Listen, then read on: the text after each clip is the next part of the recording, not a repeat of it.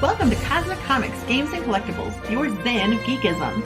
We carry comics old and new, magazines, toys, games like Pokemon, Magic, D&D. Want Godzilla, Ultraman, Star Trek, Ninja Turtles, Funko Pops? You'll find it all here. Shop our Cosmic Sound Room and pick up a record or two. Enjoy our Comic Coffee Lounge with a cup of Sasquatch coffee while geeking out over a super cool movie on our big screen. Cosmic Comic, Games and Collectibles. Superman loves us, and so will you.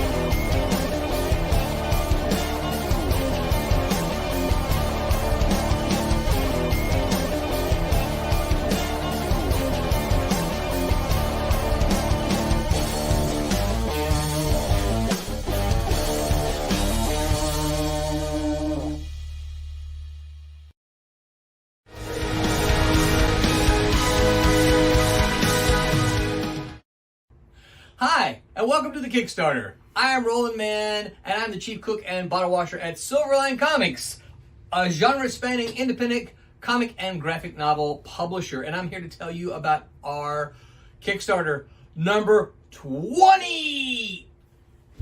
20! Can you believe we've done 20 Kickstarters? That's right, 20 Kickstarters. We have successfully funded and shipped 20 Kickstarters.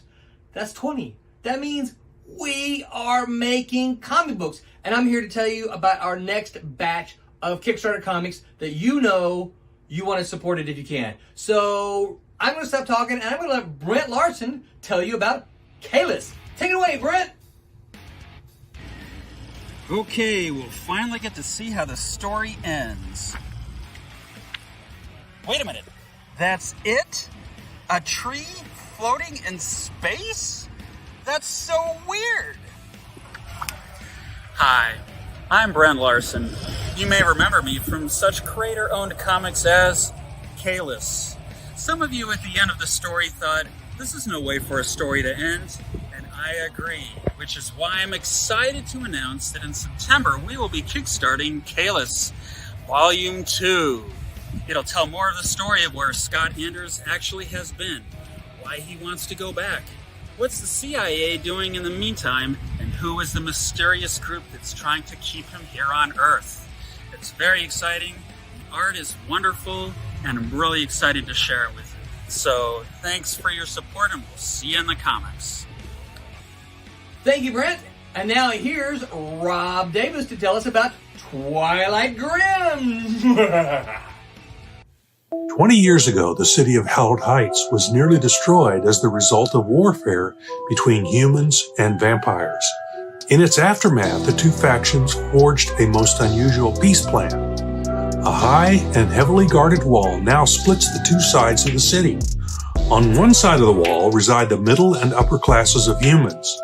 It is clean, beautiful, and safe. On the other side of the wall, where a teenaged petty thief named Susie Q has just been exiled, lies the darkest and most horrible ghetto imaginable. Here, amongst squalor and vice, dwell the poor, the homeless, the forgotten, and the vampires. Led by the family of Gregor Radovic. As long as the vampires stay on their side of the wall, the humans on the other side are willing to pretend they don't exist and let them rule over this so-called blood zone as they see fit. This includes turning a blind eye as the vampires feast upon the zone's human inhabitants. Amidst rumors that the long-held truce may be unraveling, there's no human law in the blood zone, save for that dispensed by a mysterious and violent young man who has appointed himself its sole guardian from the depredations of the vampires. His name is Twilight Grim. Thank you, Rob. We've also got Sirens #2 and Scary Book #1, which is part of our remix line. You're going to love those. Horror goes in with our Silverline Horror Extravaganza. So, back it if you can. If you can't back it, we get it. We're in an inflation economy. You can share it. Tell all the people you know who love comic books that we make comic books and we ship them out, because obviously this is Kickstarter number 20. And until then, remember to make mine Silverline.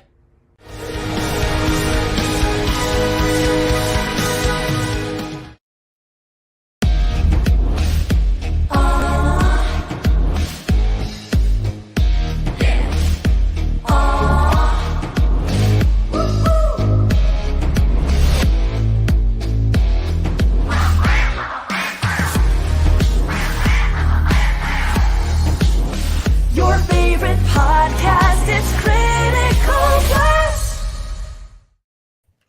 And good evening, everybody. I am RJ Carter, Senior Managing Editor here at CriticalBlast.com, Chief Envelope Licker for Critical Blast Logistics, myopic proofreader for Critical Blast Publishing, and I will answer the phone and help you with your data issues with your crowdfunder, putting my 35 years of IT and database design experience to your benefit with Critical Blast Consulting. I said all those words and they came out in the right order. That's amazing. Who's that? We have with us tonight Brent T. Larson and Rob Davis, both from Silverline Comics, to talk about this horror extravaganza. And before I bring you guys in for full introductions, I just want to address the audience and let you know we are having we are not having technical difficulties. StreamYard is having a technical difficulty. We are broadcasting out. I can see it on the channels on my phone. I can see all of your comments on my phone. The comments are not coming through to StreamYard. The view count is not coming through to StreamYard. StreamYard's asleep. It's putting things out, but it's not taking your calls. So if you of all the nights to super chat, this is not the one because I won't see it. Like they were going to anyway. They never do. We've been monetized for a year and I've made like $20. Hey, you make $20. Yeah. It's like when I go to a convention to put all my books out on the table and then I sit there for 8 hours and read one of them and then I pick all my books up and then I go home. There are some shows like that. Yep. Plenty of them like that. Brent, how you doing tonight, man? Doing pretty good. Pretty good. I got some family in town, so I'm just running all over the place and obviously not thinking about dressing for podcasts tonight, but that's okay. I'm still glad. You're lucky I'm wearing pants. Well, don't stand up. Oh, They're pajamas. I've been in my pajamas okay. all day long Hey. because, if COVID brought us anything, it brought us the fact that all these companies realized we don't need to have y'all come in. Pants. We don't need no stinking pants. That's right. Yes. It hit Levi's the hardest as this pandemic did. But Yeah. yeah, having family come in, that's kind of cool because you start to realize all the cool places you've got in your hometown that you never visit except when you're showing them off. It's true. And in fact, my wife and I made a list about that a couple of years ago and decided that we would invest in something called the staycation and make it a real thing. And it's great. Orlando is a ton of fun and, not terribly historic, but yeah, there's one or two things in Orlando that couple of things to do. Yeah, I'm here in Beaver, Arkansas. Yeah, no, people love it here. We've got a Five Guys and everything. So yeah, you're set. Rob, how you doing tonight, man?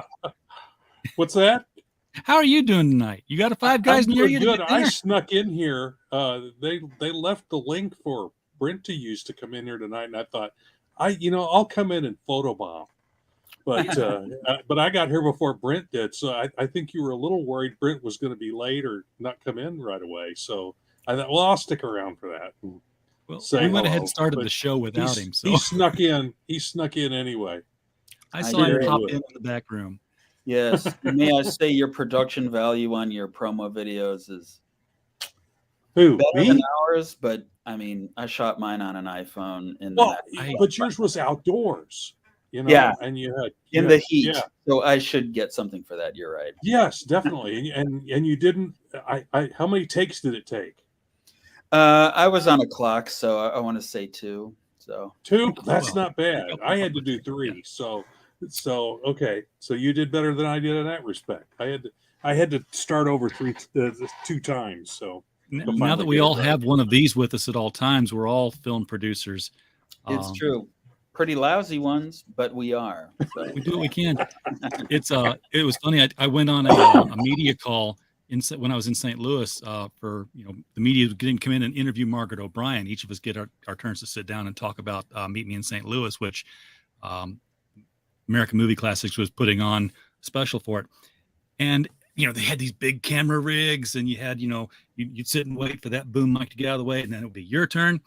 And I sit down with Margaret O'Brien and doggone it, I can't remember the host's name, the host of the show of Movie Classics, but he was there as well. She's like, where's your camera? I'm like, it's right there. It's propped up on the shelf over there. It was this iPhone with a little 3-legged thing that was being pointed at it. Nice. Yeah. And you could do it Tom, that way, sure. I usually use my iPad. I'm on my iMac tonight, but yeah, well, you're on your iMac and you're in StreamYard. You've figured out the whole Chrome link is the way to go. Then you have to go with Chrome. Yep, because I've got I even have the share button down here, which I don't have on my iPad. So yeah, you got more real estate for it to show up now. Yeah, and there's a better camera too.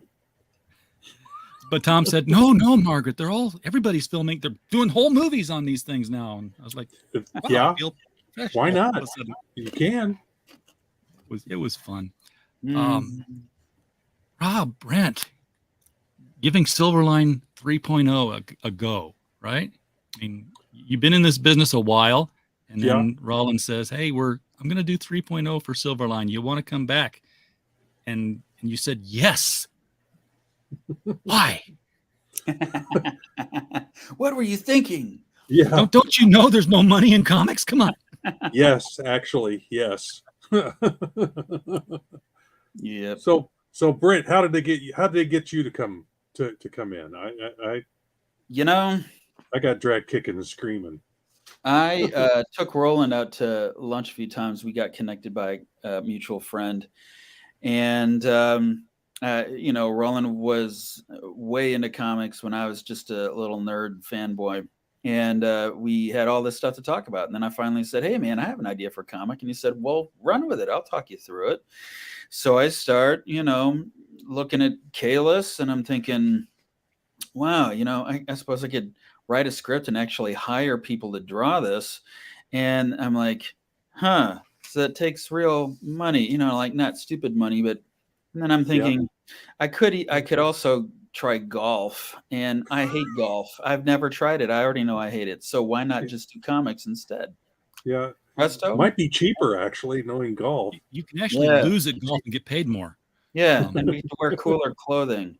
So all in all, I'm just like, I'm going to give this a shot. That's pretty much it. So, yeah. Here you are with Yeah. with Kayless Volume 2. Yes. Achilles has landed.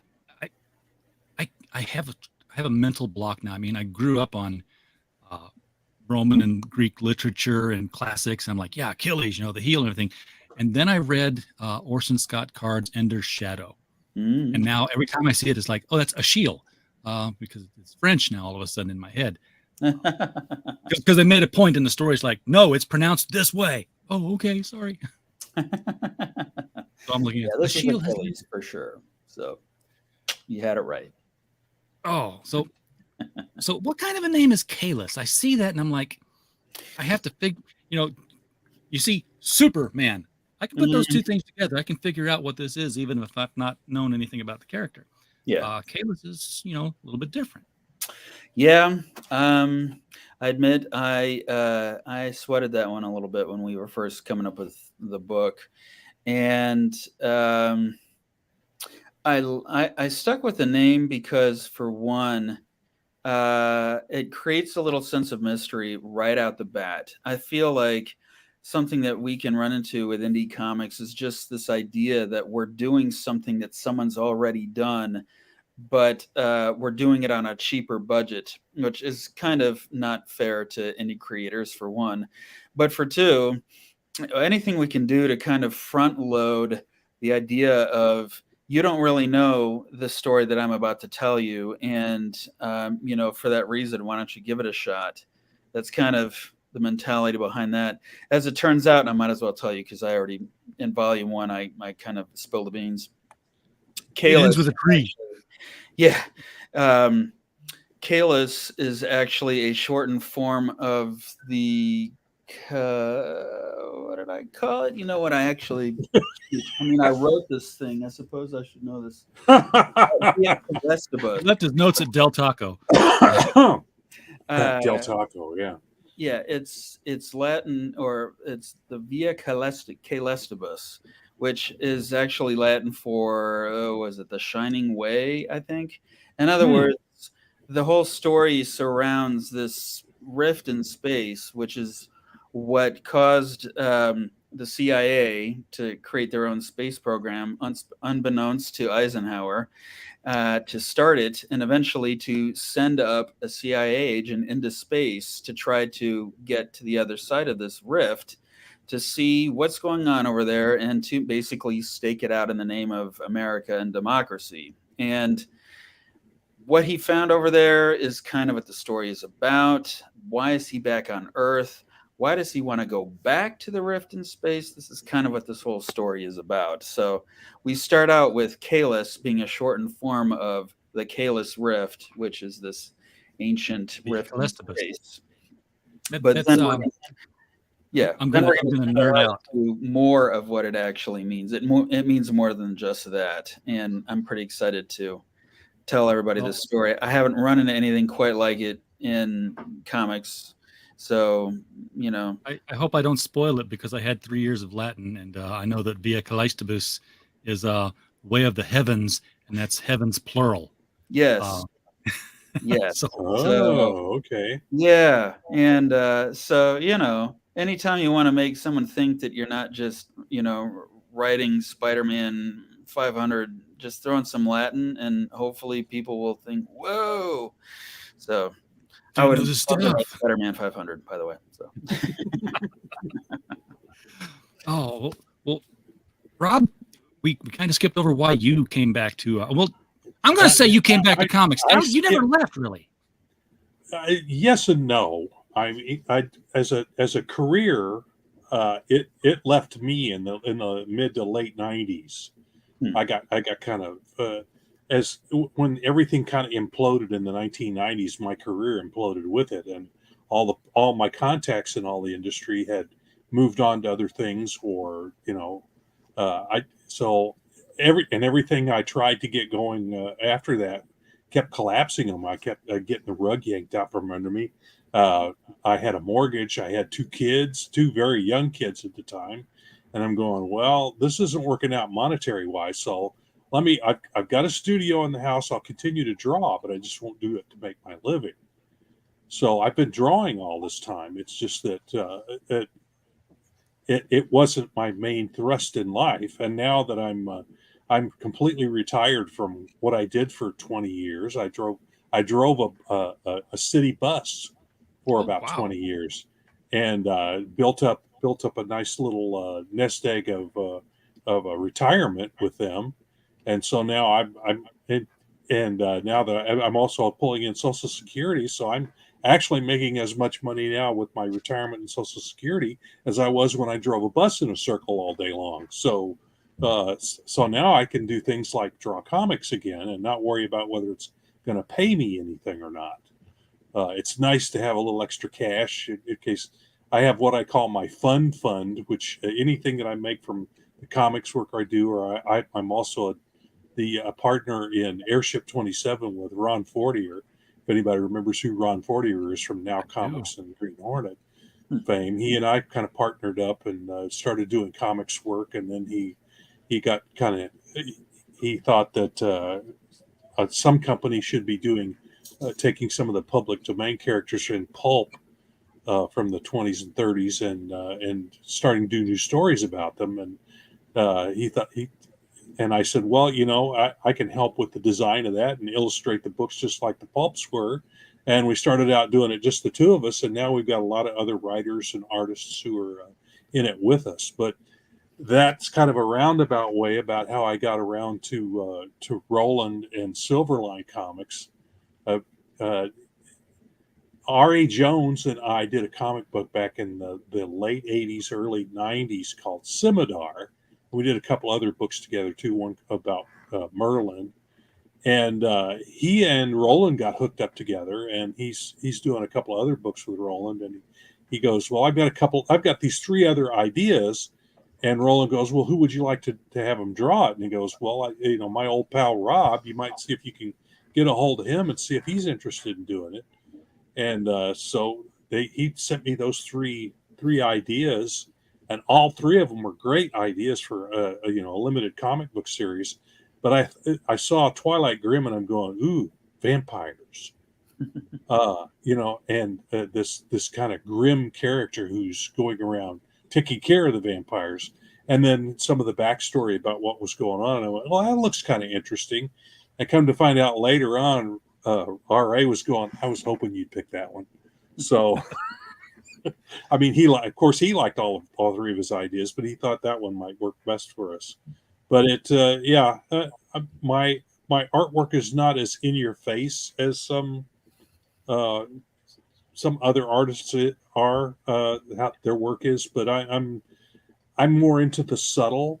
I like to do subtle things. I don't like to have things just come right out and grab you every time. I can do that, but I prefer to do things subtly.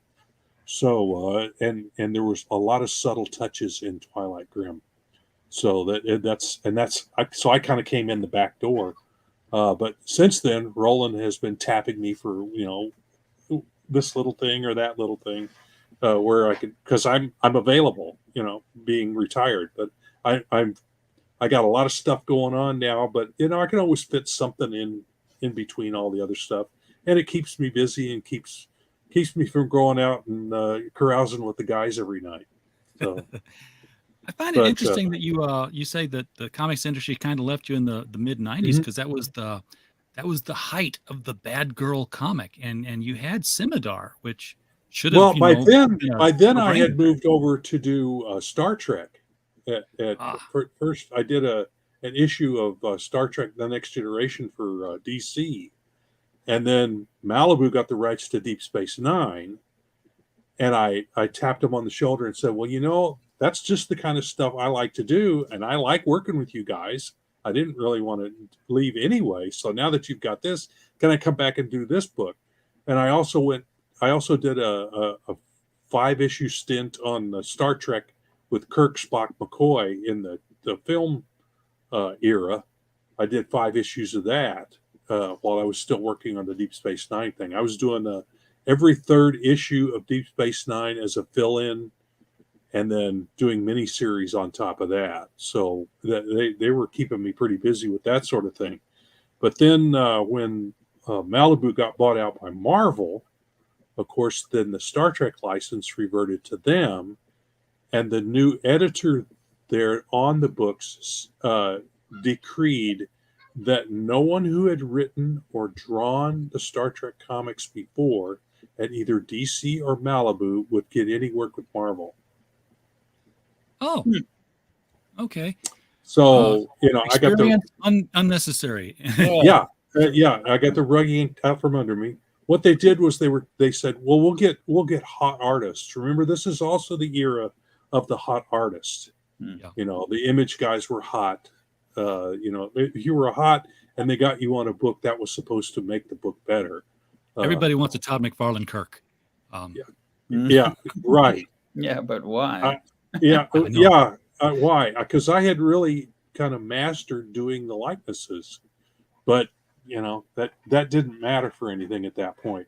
And then That's something I brought up last night. Yeah, because the industry likeness? had compressed and imploded. It was harder and harder to find any kind of steady work at all. So that's when I because of the mortgage and all the other stuff, I had to kind of give all that up. Sure. But likenesses is something I was talking with Barb last night, and specifically yours, because you see so many books where they're copying a live action franchise, or they have somebody from the real world pop into the superhero universe as like a special guest thing. And you can always tell comic character.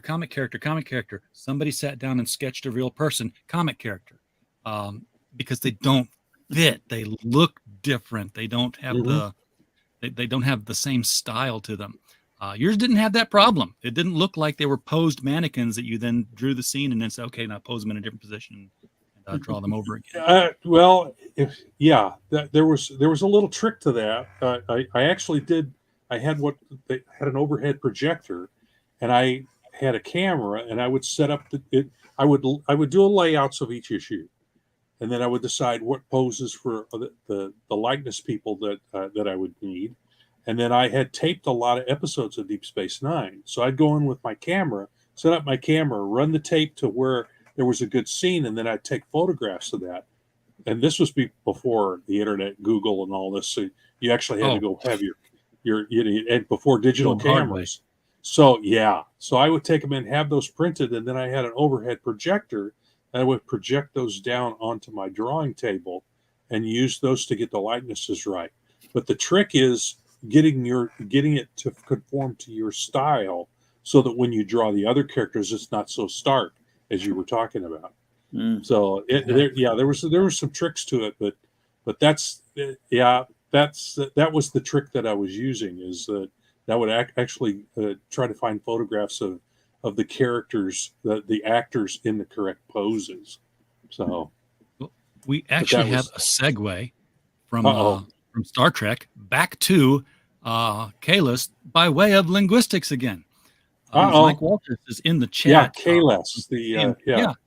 Kayless was the Klingon Messiah. So you know what might be at the other spelled end of a little road. differently. Spelled a little K-A-H-L-E-S-S. K-A-H-L-E-S-S. No relation. Sorry, guys. I did not reload this since I brought it up here. I want to start off with the fresh number. I want to see something different than 2305 here. That's what I want to see. Because, okay. Wow, that's you guys I didn't look until I haven't looked for a couple of days. That's actually jumped from when I last saw it. That's great.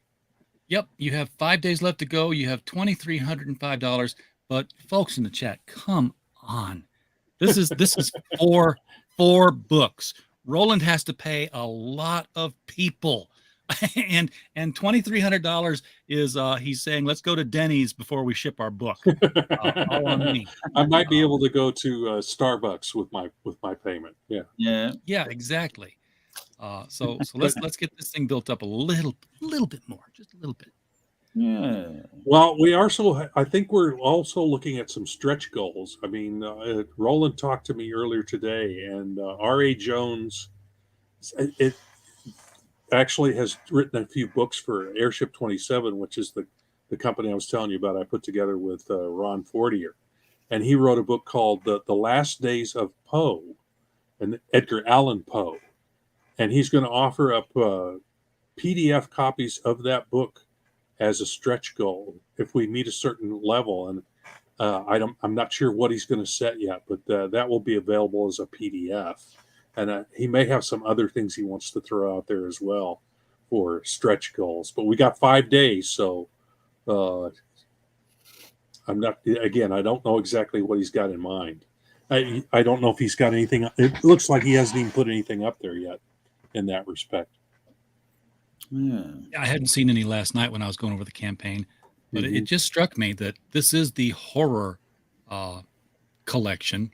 Yeah. And we've got Sirens, we've got Twilight Grim, we've got the scary book.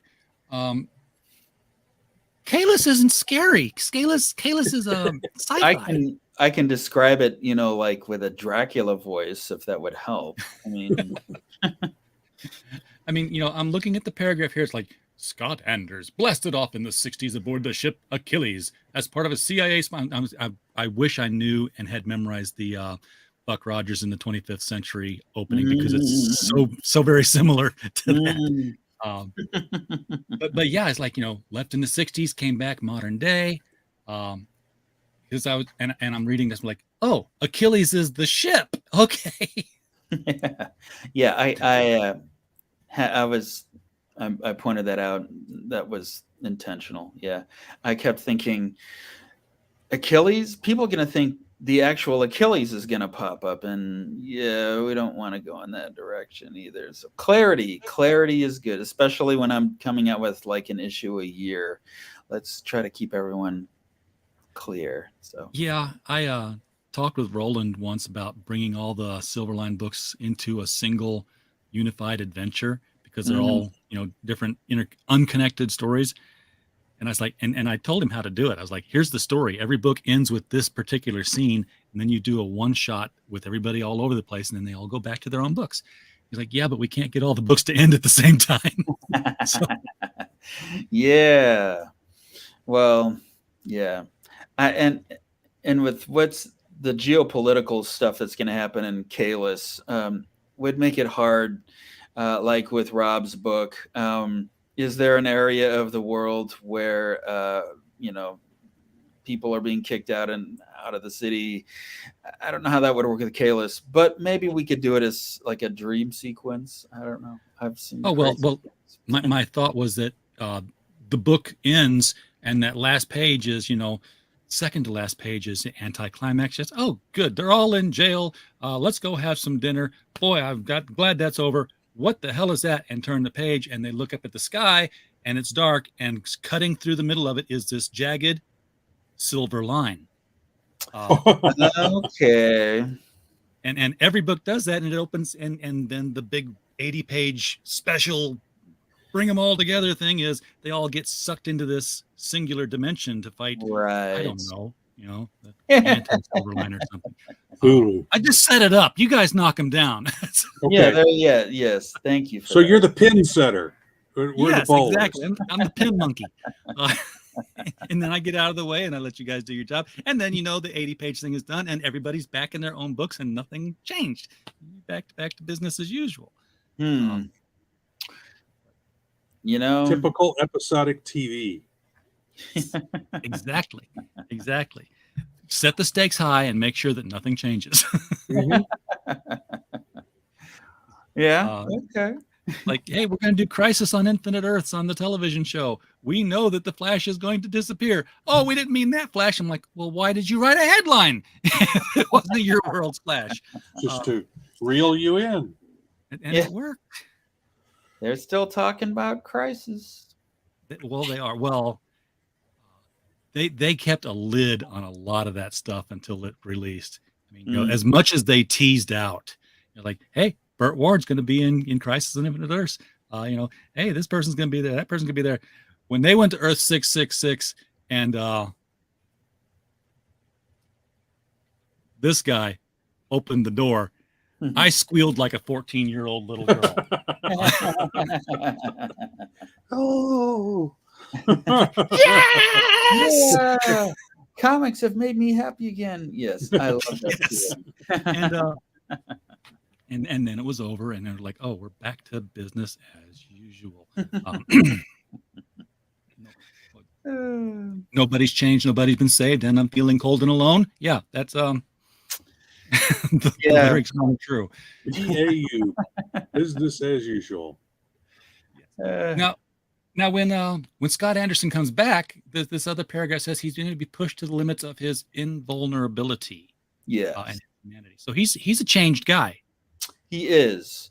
He is changed. He's somebody who did change. Okay. Yeah, in the first issue of Kayless, which is one of the coolest, still one of the coolest panels Lewis ever drew, was the first page is a couple of guys in Anaheim, or Angel Stadium in Anaheim, actually planning a terrorist action, which feeds into the rest of the 4 issues. But one of the players hits a fly ball, and the ball, I love thinking cinematically, the ball flies into the air, into the night air, the starry sky, which I now realize is insane because it was in, out Los Angeles, so there is no starry skies there, but let's just say there is.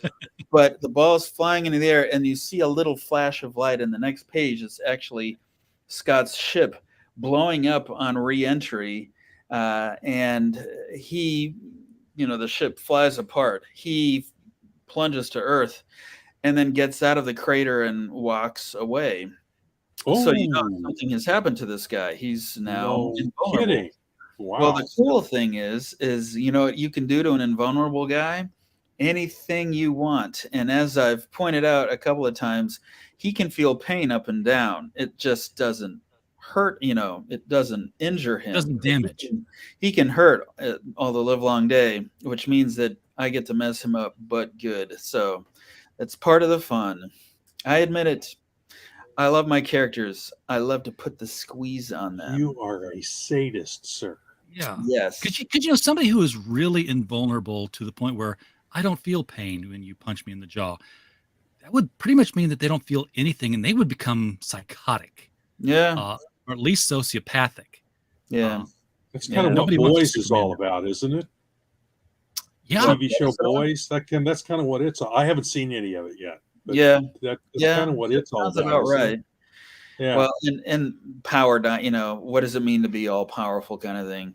But yeah, I mean, it's a good question. I mean, if you I love Superman for a lot of different reasons, but the fact that he can't really be hurt makes you feel like, there's not a lot of courage in someone who can't be hurt, because they can just do whatever they want and save the day, and there was no real risk.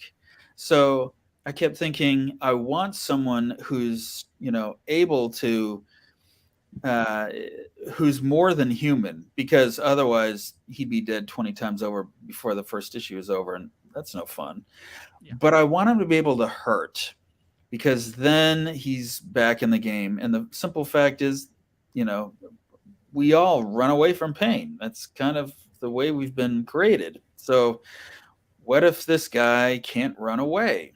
And that is how we start to find out who Scott Anders really is. So yes. What's he afraid of? What hurts him? Yeah. Beyond the physical. Yeah. Exactly. That's interesting. Yeah. Well, I thought so. you can get Kayless. Achilles has landed the singular tier both in physical and digital for only $10, people. But you want to do more than that. you want to do a lot more than that, because I'm going to scroll way to the bottom here. Don't anybody get into tremors or spasms or anything because of this light show I'm putting on here. There. All the other Silverline comics that came out before, going back, low when the dinosaurs roamed the printing plants. They're all available as add-ons. So you can get Kayless, Achilles has landed, but you can also get, I'm saying this without having checked. Yes, there they are. Kayless 1, 2, 3, and 4, the previous series. So, and if you scroll down further, they've got the trade paperback too. Mhm. So there Oh, is- you collected that one. Okay, I knew there were Yeah. trades, but I didn't notice the Kayless was one of them. I'm like, oh, don't know that one, don't know that one, don't know that one because they weren't up here. But Yeah. okay. Get the Kayless trade paperback, put it on your shelf Yeah. with all your other sci-fi books. All the and, back issues of Twilight Grim. I think there's also one of Yes. the groupings on the in the right hand column allows you to buy all the books plus the 3 Twilight Grim books that are out there yet. I think that's There is the Extravaganza here for $30. Extravaganza, yeah. Yeah, you get Twilight Grim number 4, Kayless Volume 2 number 1, Sirens 2, Scary Book 1, Twilight Grim, and then all 4 of those in digital, and your name on the thank you page in the comics. Yep. And then the last one here is the all digital catch up. So for $40, That's it. if you just want digital, That's the one. Yeah. Oh, look at that. Eh, what a deal. Twilight Grim 1, 2, and 3, Sirens 1 remix. Yeah, it's all here, guys. So Mhm. now you do have. Yeah, there are so many different ways you can combine and add on, and it's you can buy some original art. I don't know what's still available up there. I've put out that I'm going to do four sketches for whatever anybody wants me to draw. So yeah, that's scrolled up. I think that's above the original art. Yeah, there you go. It's not intuitive to me where everything should be. It's above the t-shirts. Yeah, right there. The first issue of Twilight Grim. Those are the 4 drawings that I was commissioned to do. I mean, you can't get much more different than Sergeant Rock, the Phantom, Doctor Who, and Scimitar. Yes, somebody else other than me remembered Scimitar when they were commissioning these sketches, didn't they? Mm-hmm. Yeah. Now, see if That's I get my mine semi claim to fame. Yeah, that's where I gained a reputation in the industry. I don't know how good that is. Well, I mean, you were coming out at the same time as None with a Gun, Evangeline was coming out, and well, we had a couple of covers where she had that blade and it had blood on it, and she was licking it off. So that whole bad girl with a blade thing was big. I think that was. And then Psylocke joined the X-Men, and it was all over. Yeah, yeah. There was Lady Death, I think, started around that same time. Lady Death, Chastity. Yes, she was one of the other ones. But Michael Lensner's Dawn. Witchblade. Yeah, Witchblade. All the Witchblade. Yes. Yep. Kind of similar. We were one of the first. I don't know that we were the first, but we were right in there with the first. You were definitely leading the pack because you were out before a lot of those. The other ones I saw were like real indie. They hadn't gotten mega popular like the Lady Death one did. They didn't make people fortunes. Well, they don't have Brian Toledo money. We showed female anatomy, upper torso naked. Yeah. And got some notoriety for that. So everybody was still thinking, all comics are for kids, and not all comics were ever for kids. They were always adult readers. So why aren't we trying to? And Omaha the Cat Dancer. Omaha the Cat Dancer was another one. Of course, that was all anthropomorphic. Those weren't real. Those weren't people. Those were animals that were started the furry movement.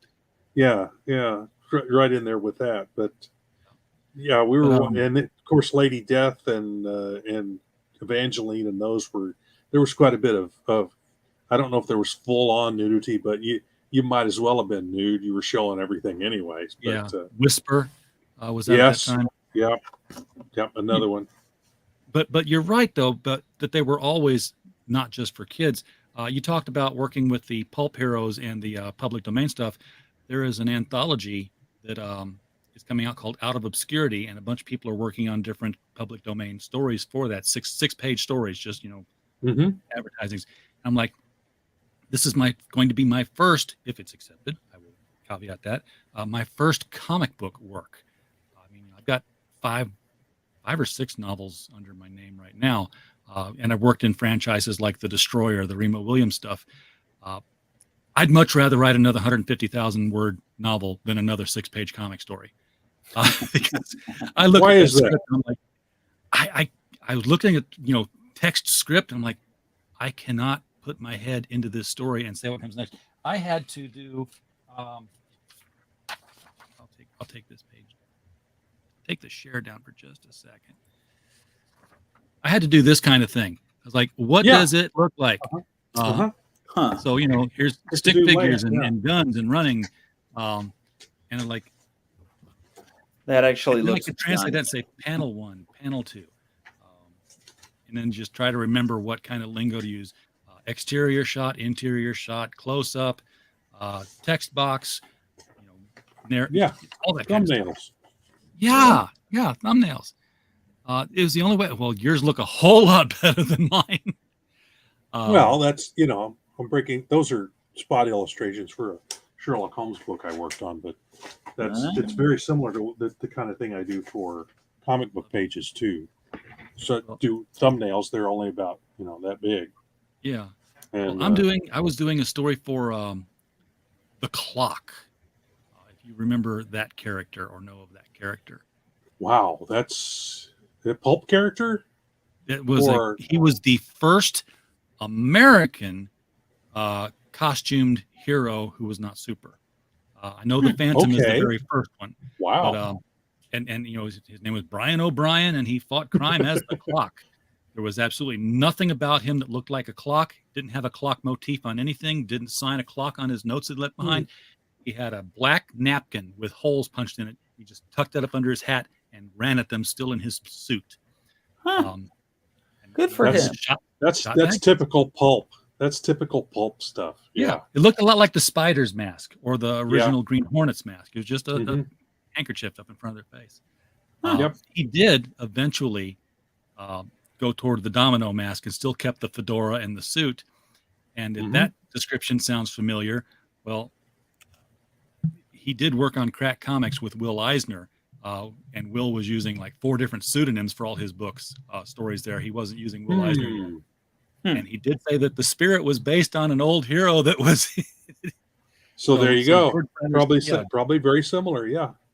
George Brenner's The Clock, the spirit, very similar look. Yeah, you're right. Look at him. Yeah, you're looking at him right there, right? Yeah. It was, and again, he didn't even like draw a clock on the notes that he taped on the thugs for the police to pick up. He just, they missed a beat. They missed something there by not doing something like that. Yeah, which is probably why he fell into public domain and didn't keep sticking around. Batman fought Clock King and he took over.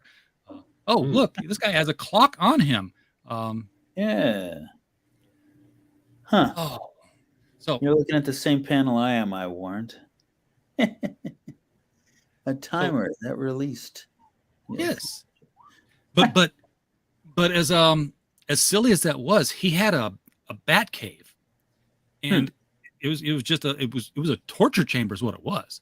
He took a bad guy down there in one of the first books, and he had like an Iron Maiden in the corner, and he had a rack, and then he had thumb screws, and he was telling him how he's going to put him in the thumb screws where you would hang by your thumbs, but the ropes were loose, and underneath the thumb screws, your bare feet would be standing in broken glass and salt. Okay. So, I think I would talk pretty quickly in that situation. Yes. Yeah. I was like, Golden Age heroes were not messing around. None of this. We're not going to kill thing. Yeah. Well, how Batman scared people, I never figured out. They knew he wasn't going to kill him. Yeah. I was wondering about that. So did you have an art style in mind? I'm trying to bring it back to Kayless. I know that's the kind of the focus of tonight's show, although we're going to talk about it all over again tomorrow. We talked about it last night. We're going to drill it into y'all's heads, folks, out there in the chat, to buy these books and give you reasons why to. But did you have an art style in mind when you came up with the idea for Kayless? I was such a rookie. I basically, Roland told me about penciljack.com. and I just got on there and said, hey, I'm going to do a sci-fi / superhero / government conspiracy comic. And show me your best stuff. And I got samples from all over the world, some of which it was amazing, and yet not, probably better suited to like a fantasy book or even more of a cartoony book. And eventually I settled on Louis Chernowski because the look he had just looked really close to what I had in mind, actually kind of superseded it. So like you'll see these books here, or these pages here, the flashback ones in particular in the sepia tint, just the idea that, the seeds of this story started, way back before now. And this is in the 50s where the progenitors of the CIA actually got in and started saying, we found this rift. What are we going to do about it? And Alan Dulles was one of the first overseers of the CIA, the other two guys too. And the fact that he can draw it and pencil it to make it look almost noir-like it was perfect for what the story I was trying to tell. So frankly, yeah. I consider it more luck than anything else. It really just helped that I found a professional who really could translate what I was talking about. And those colors are just amazing. I love what Leandro did with that.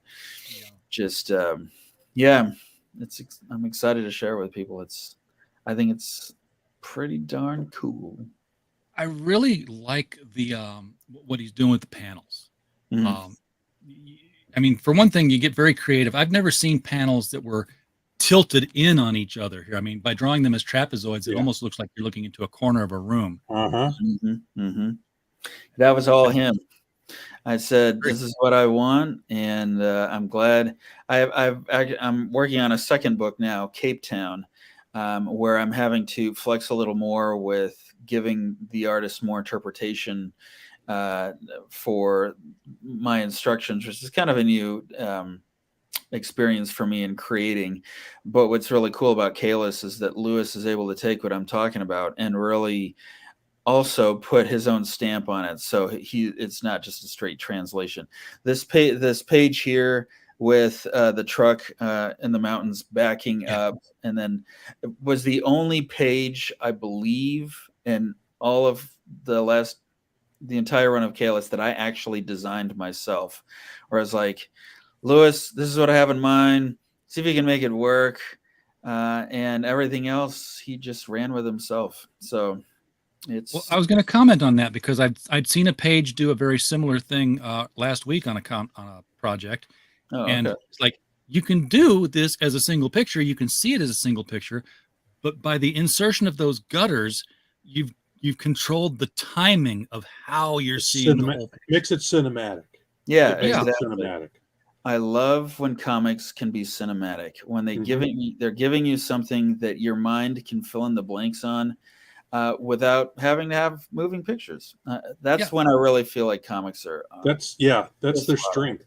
Because as I always say, the actual action happens in between, happens in the gutters.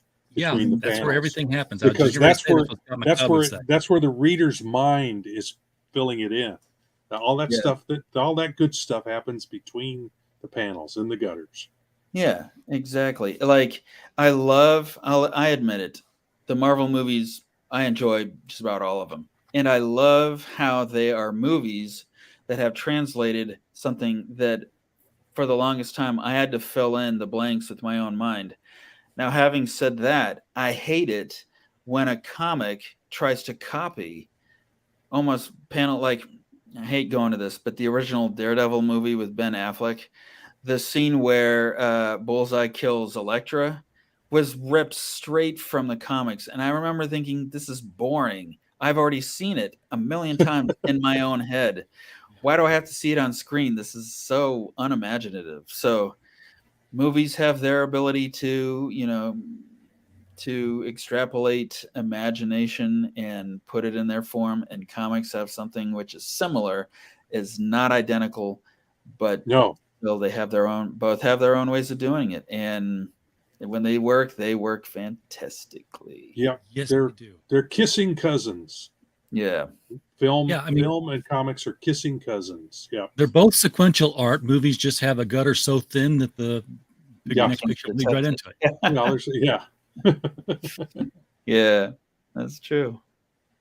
And you know, so few comic creators these days, and most of the ones who do it are indie now, know how to take advantage of the medium, and because there are things that comics are the only thing that can do it. Yeah. The biggest example that everybody points to is way Alan Moore did Watchmen. And some of that is so subtle that it's almost magic. That issue with Rorschach, where it was issue number 5. If you take that book and you turn to the very middle of that book, and there's Adrian Veidt with the thing, he's smacking the guy and he's falling into it, and there's that giant bee, and it's reflected in the pool. It's like that's X marks the spot right here. This is everything turns around. But this was Rorschach's issue. If you take those 2 pages and you lift them up, straight up, and you look down at what's laying on the table now, those 2 pages mirror each other in panel layout and in the theme of what's happening in those panels. The whole book is that way. All the way down. Yeah, all the way through. Yes, it's amazing. And it's like, your mind registered that at some level. Yeah. Crazy. Very crazy.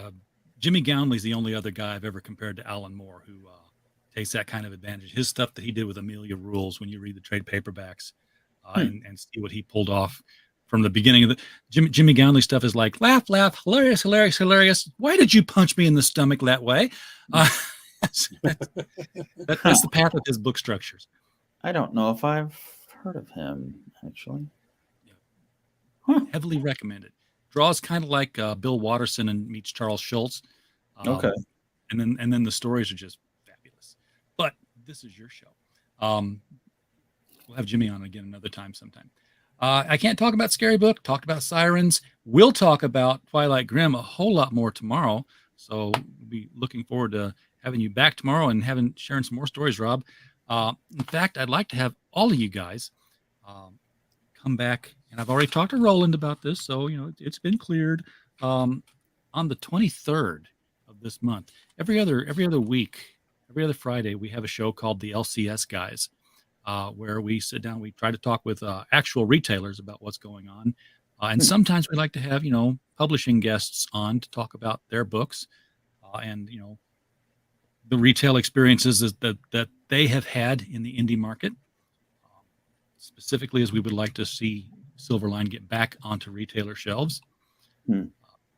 I'm sure Roland would second that. Yes, absolutely. And with the shrinking of the comics industry, mainstream books, there's some shelf space clearing up. Yeah, it's some people think that the industry is dying. Comics industry is dying.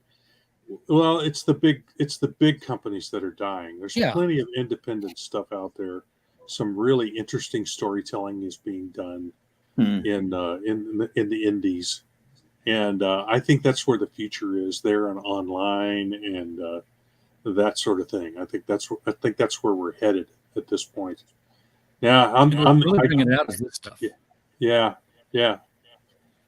The whole crowdfunder stuff, getting it in front of people like that. I mean, can you imagine, Rob? You've been at this game for a while now. Can you imagine if in the late '80s, early '90s, you'd had internet and Kickstarter, and we're taking your books?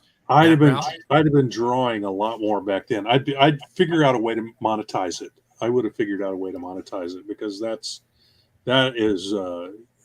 a whole other world. You can do all kinds of things with that. It's the mind is what your mind can think of is the only limitation. What you can do.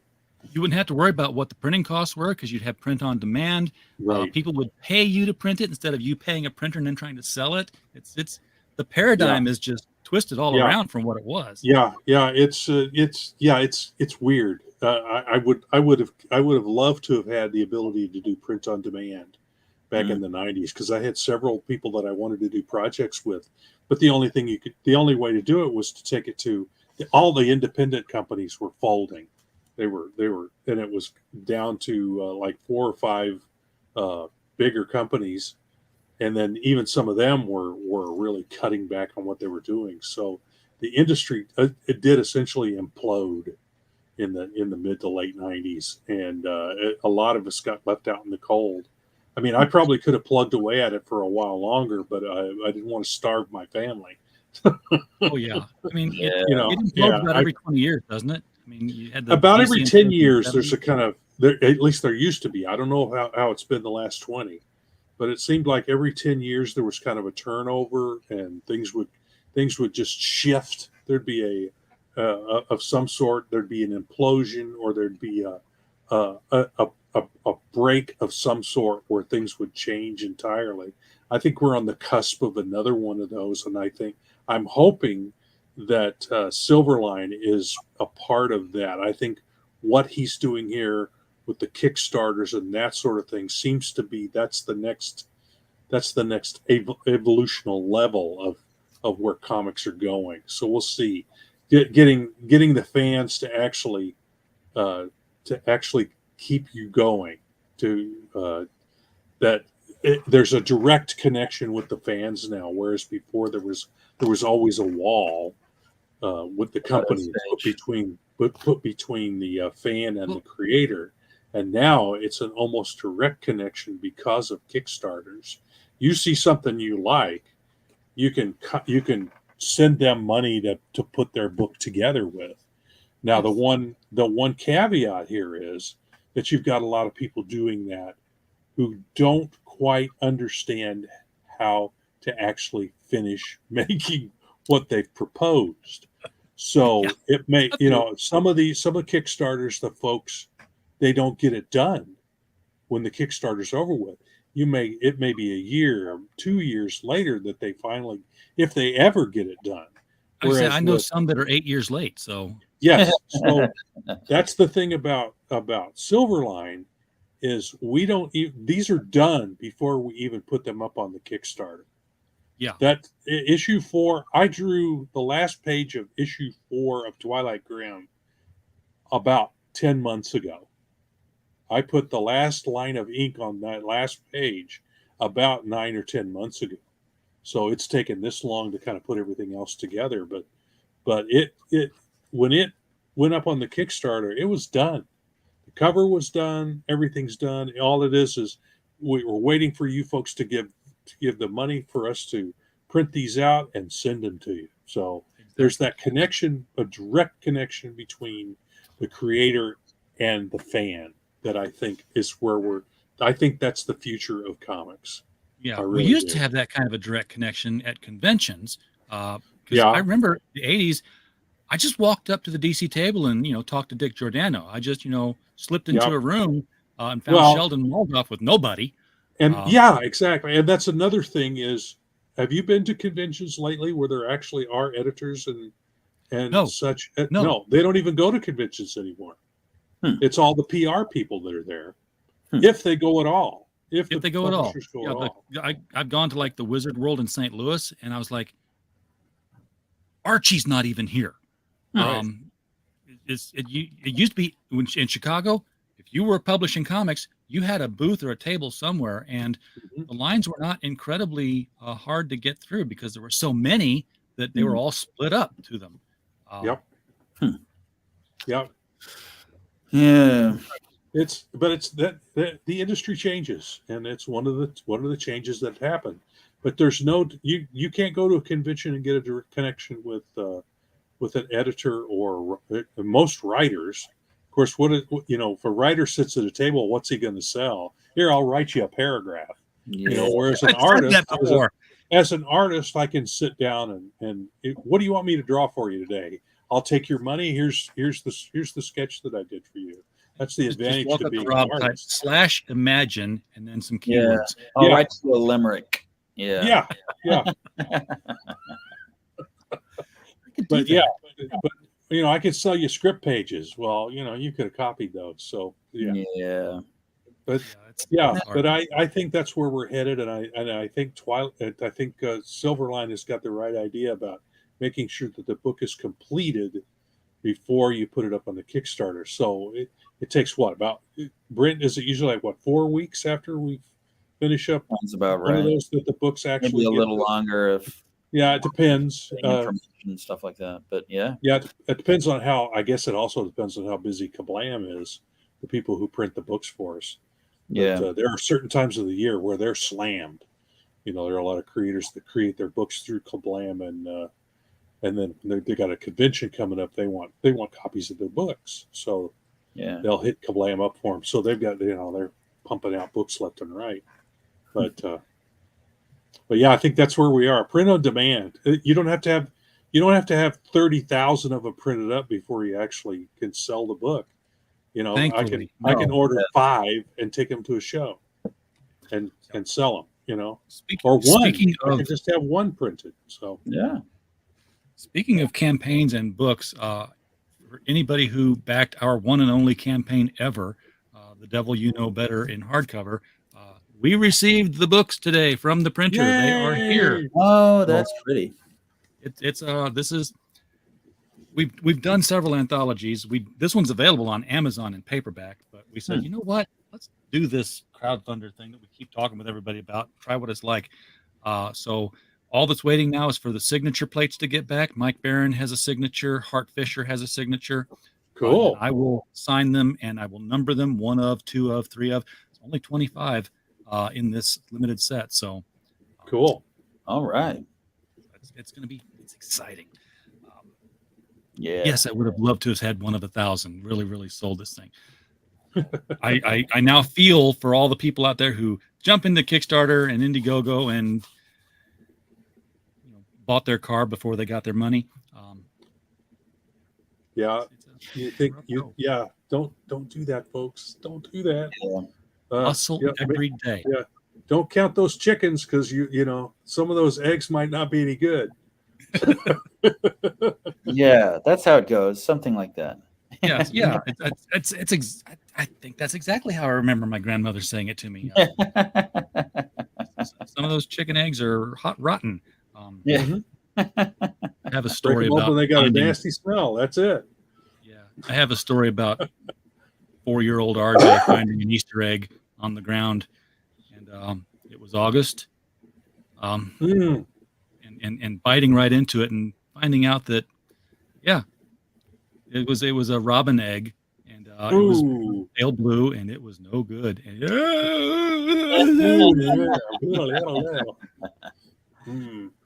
He's better off eating dirt. 51 years ago, I can still taste it. Anyhow, all right, guys, thank you so much for coming and sitting around and talking comics with us. Hope to have you back again. The whole crew talk about Silverline and the production process, because that's really what makes your campaigns stand out from the other guys, is that you have a team and you have an assembly line process in place to where you can continue putting these books out on a much more of a regular basis than the 1 book every 2 years kind of deal. Yeah. Yep. Yeah, we love it. That's been the one thing missing from campaign. Retired. Yes. Yeah, bring back all the retirees. It's like, I told you I found Sheldon Moldoff at a convention. Nobody there. Great big painting of the Golden Age Green Lantern hanging up behind him and his wife. And, this was the year that DC was putting out JSA again as a miniseries. And I was like, you're here. Why aren't you drawing the characters that you created? And his wife just leaned and said, would you go tell DC that for me, please? Yep. Yeah, but not even to sign my greatest Batman stories ever told book and my greatest Joker stories. Something to remember. My greatest Batman stories, I got so many signatures on it that year, and now it's almost like a funeral book, because I'm looking at all the signatures on it. I'm like, and those people are He's gone. He's gone. Oh, but you got a signature. They're all on one page. Dick Giordano, Jim Aparo, Sheldon Moldoff, Denny O'Neil. Wow. The Giants. And now I'm rambling. Guys, I'll ramble in 2 weeks when we all get together and just talk comics for no good reason. Okay. Thank you so much for bringing Silverline on the show tonight. Rob, I'll see you again tomorrow, I hope. Well, I'm going to be on the Wednesday Wham, so. Oh, well, maybe that's. Why did he schedule you for the Wednesday show? And I don't know. I could show up for the Wednesday show, I guess. Do that. Brent, you can pop in on and well, they're gonna be talking. Yeah, I could pop in for a little bit. But that's a good way to get in touch with every member of my family that is saying, in fact, that they're saying, "Dude, where are you?" So they're looking at you hard now. Okay. In that Let me case, see here. Let's see the Wednesday Wham. They're speaking to. Maybe I should come on your show. We'll just do it there. I've heard crazier things. Let's see, Steve Wilhite. Yeah, Steve Wilhite is going to be the guest tomorrow.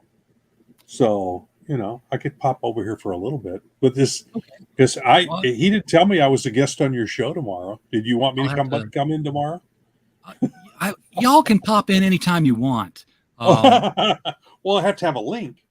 Yeah. If you're bored, just hit me up on a DM or an email or something. Say, hey, can I come on tonight? I'm like, yeah, here, just take the link. But we'll let you all go for the rest of the night here, folks in the chat. Get over to the the drawing table on the other side of the. Yes, you're gonna have commission work coming your way. Well, thanks for having us. I really enjoyed this too. I love talking comics. Yeah, I'm glad I just kind of dropped in. So gave you a little bit. Yeah, Brent didn't have to waste his voice on the whole night. Yeah, that would have been crazy. His voice. It would have been so lame. So thank you. Oh no. Yeah, what you had to say is quite interesting. Every night when you pop into the Wednesday Wham, you always have some great insights. So I'm always happy to see you drop in. And what's funny is that you come in right at the last half hour or so, and it's no one has brought that kind of perspective to the show at all until you get there, and we go, well, why didn't you come in earlier? I know. I know. But you can't get in. If you can't get in early, you can't get in earlier. Life intrudes. Yes. This is a YouTube show, and I am not subscribed, and I am subscribed now, and I'm hitting the bell for notifications, and I'm hitting the link, and I'm copying it, and I'm going to paste it right now into the chat because I'm the only one who can apparently paste into the chat, but I do see it makes it out. So everybody, it's not showing up on my board, but I see it's weird. Yeah, something with StreamYard. I hope they fix that. I do too. Well, I was told by somebody else that somebody else's StreamYard's working just fine, but the important thing is the video got out, message got out. Click on that youtube.com Silverline Comics and go watch the Wednesday Wham. It's a hell of a lot more interesting than anything I got to say. Hey, Brent, what do we always say at the end of our broadcasts? Well, I show this rubber thing, as does everyone else. Hey. And we say, make mine Silverline. And then we have some very nice, subtle, flowing music. So, yes. Make mine Silverline. Make mine Silverline. And make your Silverline too, folks.